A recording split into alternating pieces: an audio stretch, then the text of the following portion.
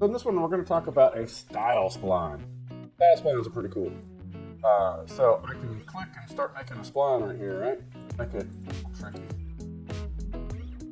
Bring it back to the origin there. And I've got different options. I can show as a construction. I can show the curvature, which is cool, because look, here it's telling me these lines right here are where the tightest curves are. So this one, way out there, right there, that little step right there. And I can scale those as I want. All right, so we're gonna go back, click on this, and get rid of that first. And then I can determine the curve type. So B-spline, this is the 3rd degree, so it's gonna try to smooth out. If I go from degree 3 here, right, you can see it's really tight here.